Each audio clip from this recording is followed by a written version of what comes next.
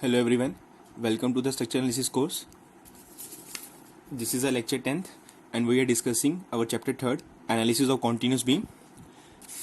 In this video, we will do a problem of continuous beam by displacement method or you can say stiffness matrix method.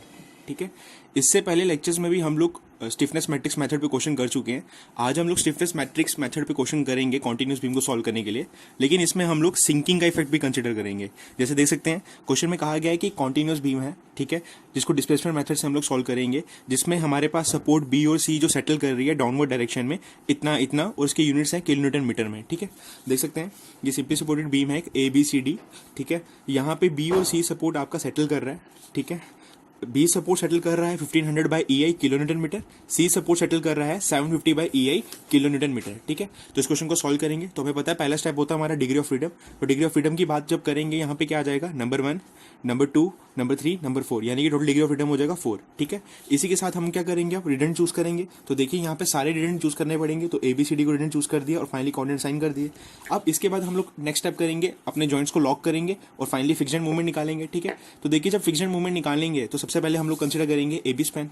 तो देखिए AB span की जब बात करेंगे, देखिए आपको पता होना चाहिए जब भी कोई आपकी सपोर्ट सिंक करती है तो उस टाइम फिक्स्ड मूवमेंट सिंकिंग की वजह से भी एक एडिशनल मूवमेंट जनरेट होता है, तो उसको भी हमें फिक्स्ड मूवमेंट में कंसिडर करना पड़ता है.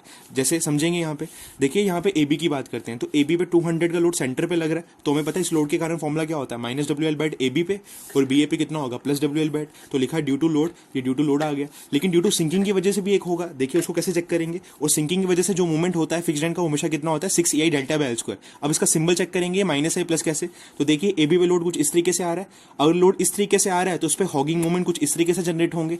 अब सिंकिंग की बात करें तो A अपनी जगह पे है, B सिंक किया है 1500 बाई EI, यानी कि B सिंक किया है तो B पे मूवमेंट कैसा होगा, ऐसा. A पे पहला मूवमेंट कैसा था हॉगिंग की वजह से, ऐसा. तो अभी भी कैसा होगा, ऐसा.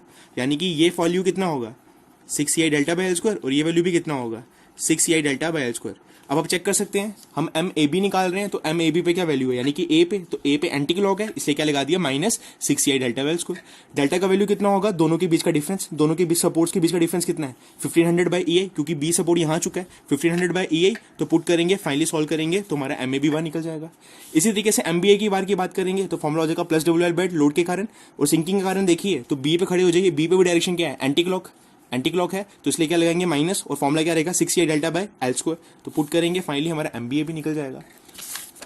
इसी के साथ हम BC की बात करेंगे तो BC की बात जब करेंगे लोड अभी भी सेंटर पे, CD पे भी लोड सेंटर पे है, तो फॉर्मुला यही रहेगा WL/8 माइनस का CB पे प्लस WL/8. ठीक है, अब सिंकिंग की बात करेंगे तो देखिए BC पे लोडिंग इस तरीके से है, तो यानी कि हॉगिंग मूवमेंट कुछ इस तरीके से जनरेट होगा. अब सिंकिंग की बात करें तो B सपोर्ट कितना नीचे आया है 1500 बाई EI, लेकिन C सपोर्ट भी नीचे आया है कितना 750 बाई EI. तो हम ये मान सकते हैं कि C सपोर्ट हमारा यहाँ पहुंच गया, B सपोर्ट हमारा यहाँ पहुंच गया. तो अब हम लोग इस लेवल को भूल के कौन सा लेवल मान ले, ये वाला लेवल मान ले, तो ये हमारा न्यू लेवल हो गया. यानी कि इस सपोर्ट से B कितना नीचे हो गया 750 बाई EI. तो हम यहाँ से ये बोल सकते हैं कि C सपोर्ट अपनी जगह पे है, लेकिन B सपोर्ट कितना नीचे आया इस लेवल से 750 बाई EI, यानी कि B सपोर्ट सिंक किया है और सिंक किया है तो सिंक की वजह से मूवमेंट क्या जनरेट होता है 6EI डेल्टा बाय L². और C की बात करें तो C पे पहला कैसे मूवमेंट था हॉगिंग का, ऐसे, तो अभी भी कैसा रहेगा ऐसे, क्योंकि C इस लेवल पे है लेकिन B इस लेवल से कितना नीचे गया है 750 बाई EI. तो दोनों के बीच में डिफरेंस कितना हो गया 750 बाई EI, यानी कि डेल्टा भी क्या कंसिडर करेंगे इस बार 750 बाई EI. तो इसलिए फॉर्मुला लगाया 6EI delta by L², 6EI delta by L² और डेल्टा की वैल्यू डाली हमने 750 बाई EI. फाइनली सॉल्व किया, हमारा MBC आ गया. इसी तरीके से हमने इसमें भी सॉल्व किया वैल्यू पुट करके, तो MCB भी हमारा आ गया.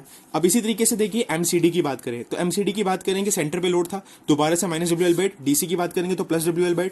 अब चेक करेंगे C सपोर्ट नीचे जा रहा है, D अपनी जगह पे, यानी कि C नीचे जा रहा है तो C को नीचे करने के लिए मूवमेंट इस डायरेक्शन में होगा, तो यानी कि ये फॉर्मुला बनेगा 6EI डेल्टा बाय L².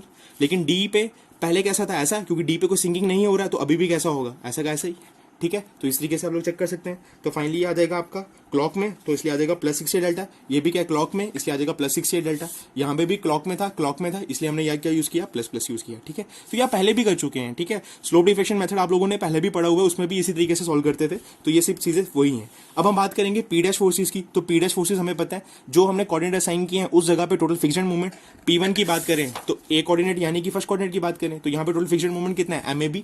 तो यहाँ पे क्या पुट कर देंगे MAB बार, और MAB बार क्या लोड के कारण भी और सिंकिंग के कारण दोनों कितना आ जाएगा -430. इसी तरीके से जो सेकंड से चेक करेंगे तो सेकंड का क्या आ जाएगा MBA प्लस MBC.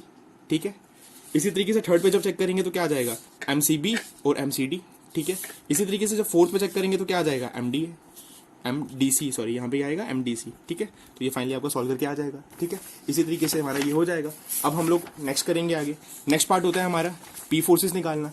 तो देखिए जब हम P फोर्सेस की बात करेंगे तो यहाँ पे मैं बता चुका हूँ कोई ओवरहैंग पार्ट नहीं है। ओवरहैंग पार्ट नहीं है तो एडिशनल मूवमेंट नहीं आएगा हमारे कोऑर्डिनेट्स के ऊपर, तो नहीं आएगा तो यहाँ पे P1 P2 P3 P4 क्या हो जाएंगे, 0।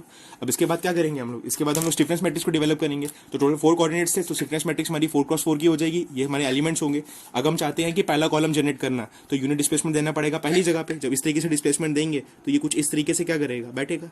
तो एक स्लोप यहाँ जनरेट होगा, एक स्लोप यहाँ पे। जो स्लोप यहाँ जनरेट होगा उसको कहेंगे 1 के कारण 1 पे, और जो स्लोप यहाँ जनरेट होगा उसको कहेंगे 1 के कारण 2 पे।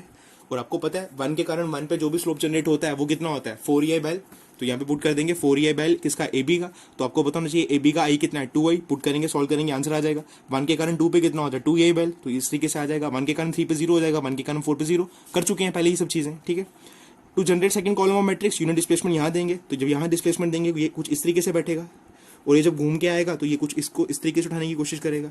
तो एक स्लोप यहाँ जनरेट होगा, एक स्लोप यहाँ पे, एक स्लोप यहाँ पे 2 स्लोप जनरेट हो गए। यानी कि 2 का 2 पे इधर भी हो गया और 2 का 2 पे इधर भी हो गया। एक स्लोप यहाँ जनरेट हो गया यानी कि 2 का 1 की वजह से, और एक स्लोप यहाँ जनरेट हो गया यानी कि 2 का 3 के कारण। तो केक 2 का 1 पे क्या होगा, 2EI किसका, AB का। तो AB का I कितना है, 2I। पुट करोगे, सॉल्व करेंगे। 2 का 2 के कारण इस तरफ भी हुआ है, इस तरफ भी हुआ है, तो दोनों तरफ सॉल्व करोगे, फाइनली आंसर आ जाएगा। 2 के कारण 3 पे, तो इस तरफ हुआ है 2EI बाई BC। तो BC का लेंगे, I कितना है 3I। तो पुट करके सॉल्व करेंगे। 2 की वजह से 4 पे वो कितना है, 0, ठीक है। इसी तरीके से हम बात करेंगे नेक्स्ट की। तो थर्ड कॉलम जनरेट करने के लिए C पे देंगे। जब C पे रोटेशन देंगे तो हमें पता है CD पोर्शन कैसे जाएगा, कुछ इस तरीके से, और BC पोर्शन कहाँ चला जाएगा, इस तरीके से। यानी कि यहाँ पे भी स्लोप जनरेट हो गया। तो जो स्लोप यहाँ जनरेट हुआ उसको कहेंगे हम 3 के कारण 3 पे। इस स्लोप को क्या भी कहेंगे 3 के कारण 3 पे। जो ये स्लोप जनरेट हुआ क्या कहेंगे, 3 के कारण 2 पे। और जो स्लोप यहाँ जनरेट हुआ उसको कहेंगे 3 के कारण 4 पे, ठीक है। तो 3 का 1 पे तो कुछ भी जनरेट नहीं हुआ, इसलिए 0।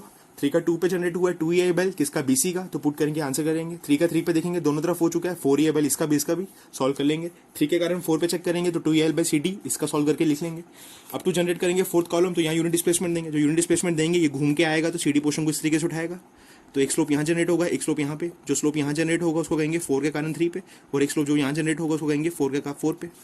तो 4 का 4 पे होगा 4EI बैल, 4 का 3 पे होगा 2EL, बाकी सब क्या होंगे 0। तो इसी तरीके से हमारा सॉल्व हो जाएगा पूरा। अब हम क्या करेंगे, स्टिफनेस मैट्रिक्स फॉर्मुला लगाएंगे और इसी तरीके से फॉर्मुला लगाएंगे, ठीक है। ये हमारी 4+4 की मैट्रिक्स है, ये सारे 0 थे, वैल्यू पुट की, हमारे कुछ इस तरीके से आ गया। अब हमें एक बात पता होनी चाहिए, अब जब इस मैट्रिक्स को सॉल्व करेंगे, ये 4+4 की मैट्रिक्स है, और 4+4 की मैट्रिक्स हमारी कैल्सी में सॉल्व नहीं होती है। तो इसको सॉल्व करने के लिए हमारे पास स्पेशल मेथड होते हैं, जैसे आप लोगों ने 12th में पढ़ा होगा, एक एडजॉइंट मेथड पढ़ा होगा, ठीक है। इसी तरीके से आप लोग पढ़ोगे, इसी में हम आगे जाके चैप्टर्स में पढ़ेंगे कि एक फैक्टराइजेशन मेथड होता है, इसमें एक लीनियर ट्रांसफॉर्मेशन मेथड होता है, यानी कि गॉस जॉर्डन मेथड, चोलेस्की मेथड। तो उसके बारे में भी हम आगे जाके पढ़ेंगे कि कैसे एक मैट्रिक्स का इनवर्स निकाल सकते हैं। तो ये आपको मैनुअली करना पड़ेगा, ये आप कैलकुलेटर पे सॉल्व नहीं कर सकते हो, ठीक है। तो बाय सॉल्विंग जब आप सॉल्व करेंगे तो फाइनली आपके डिस्प्लेसमेंट्स निकल जाएंगे, Δ1, Δ2, Δ3, Δ4। तो आपको पता होना चाहिए Δ1 है क्या, Δ1 इज योर डिस्प्लेसमेंट, यानी कि रोटेशन एट दिस, रोटेशन यानी कि स्लोप। तो स्लोप कहाँ जनरेट हुआ, A पे, B पे, C पे और D पे। तो ये सारे थीटा निकल जाएंगे हमारे। जैसे हमारे थीटा निकल जाएंगे, अब हम लगाएंगे यहाँ पे स्लोप डिफ्लेक्शन इक्वेशन। अब देखिए यहाँ पे बहुत इंपॉर्टेंट पॉइंट है, यहाँ पे गलती होती है बड़ी बार। तो देखिए स्लोप डिफ्लेक्शन इक्वेशन जब लगाएंगे तो पहले हम लोग AB स्पैन के लिए लगाएंगे। जब AB स्पैन के लिए लगाएंगे तो यहाँ बनेगा MAB बार plus 2EL 2θA plus θB। देखिए फॉर्मुले में -3 डेल्टा होता है, लेकिन आप हमेशा फॉर्मुले में पहले प्लस डालेंगे, और प्लस तभी डालेंगे जब सिंकिंग का केस होगा। अगर सिंकिंग का केस नहीं है तो डेल्टा तो 0 होगा, तब आप माइनस डालें प्लस डालें कोई फर्क नहीं पड़ता, लेकिन एक्चुअली फॉर्मुला यहाँ माइनस का होता है, ठीक है। लेकिन आप लोगों ने याद रखना है, जब भी सिंकिंग का केस आएगा तो आप यहाँ फॉर्मुले में पहले प्लस डालोगे, उसके बाद मैं आपको बताऊंगा कि आपने डेल्टा का वैल्यू कैसे डालना है, ठीक है। तो यहाँ पे डाला। अब उसके बाद आपने याद रखना है कि MAB की बात कर रहे हैं, तो MAB सिर्फ लोड वाला डालना है। यानी कि अगर आप MAB की दोबारा बात करें, MAB बार जब हमने निकाला था तो 2 निकाले थे, एक लोड के कारण, सिंकिंग का कारण। लेकिन जो यहाँ फॉर्मुले में डालते हैं वो सिर्फ कौन सा डालते हैं, लोड वाला, सिंकिंग वाला नहीं डालते। यानी कि सिर्फ क्या डालना पड़ेगा, -250। तो इसलिए यहाँ वैल्यू कितने डाली है, -250।